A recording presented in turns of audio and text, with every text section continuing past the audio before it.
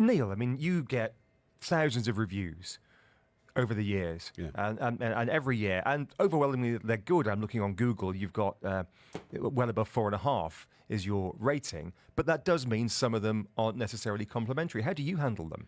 Do you know, I think I would say that we made a mistake to start with, or I had a mental mistake about this. My approach was I wanted everything to be perfect.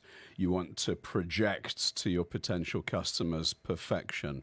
And short term, that might be really good. But in the long term, I think you lose out, because the most important thing, we were talking about it earlier with nano management, is trust.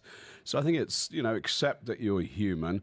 If there is a mistake out there, admit to it, engage the customer straight away. And the one that I liked from years ago was KLM said, if you've lost your luggage, you're at the carousel, we've all been there, right? It's going round and where's my luggage? Tweet that I've lost my luggage. So they were encouraging customers to show that they had mistakes. But actually the customers, I think, appreciated that. So I'd say that's one of the things. But you're the expert, so you tell us. So empathy. Empathy is very important when you are responding to a review, to a bad review. It's very important to understand the sentiment that the user has when they're posting that review and acknowledging it. Second, if you are wrong, accept it. Accept it and promise to do better. That is what Starbucks did.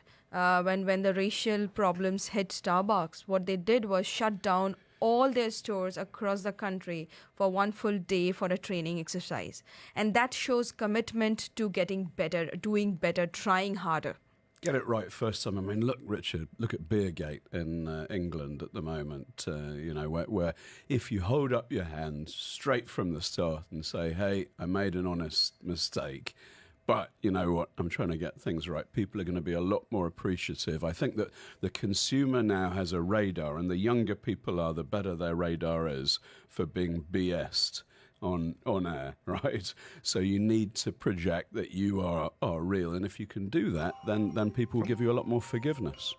Am I forgiven for having my phone just go off in the middle of a radio show? Always.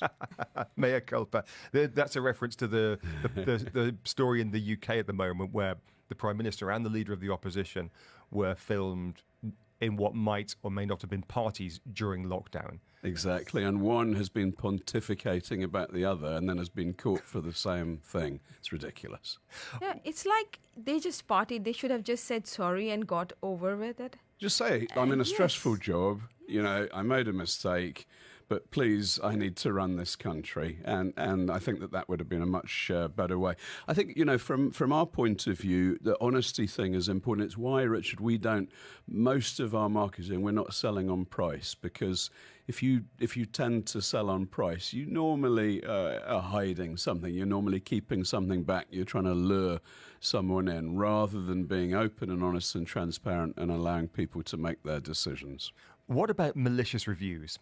It's fine for someone to say, I don't like Richard Dean on the Business Breakfast. I don't think he's very good. That's fine. That's just an opinion. But if it starts getting nasty and malicious about a person or an organisation, what do you do then?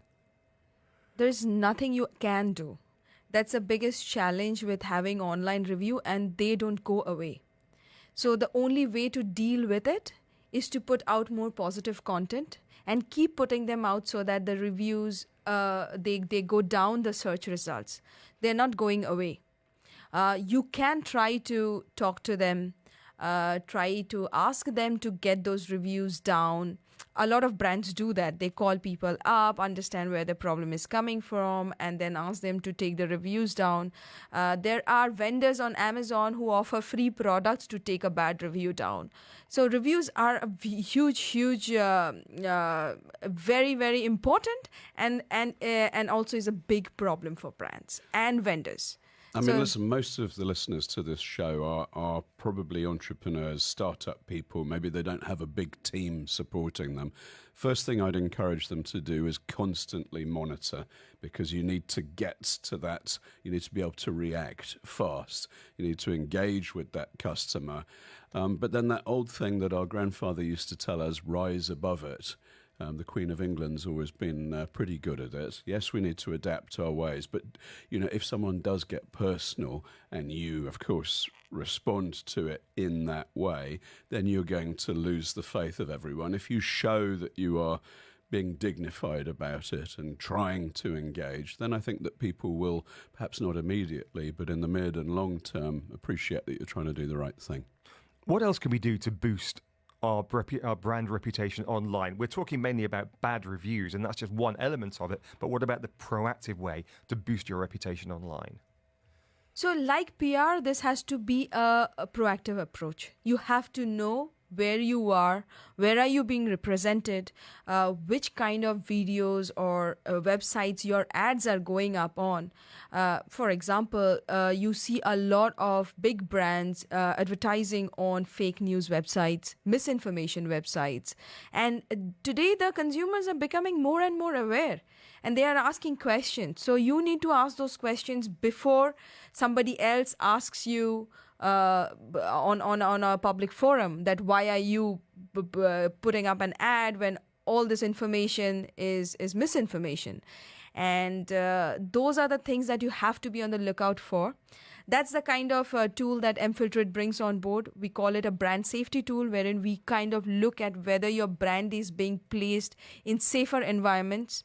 For example, we have read reports that there are so many misinformation sites being handled by multiple foreign nations trying to disrupt a particular nation.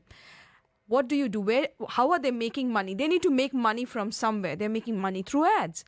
And now if your ad lands up on let's say currently on a Russian propaganda site, you do not want to be associated with it. And you have to be well proactive to know that you don't want to be associated with it. Rather than somebody coming and taking a screenshot and maligning you on a public forum. So proactive is the word. Fascinating discussion. Really appreciate your time this morning talking reputation with the brand reputation expert, Debsena Chakraborty, Vice President of Business Development at mFilterIt. You are listening to The Agenda. Richard Dean in for Georgia Tolley.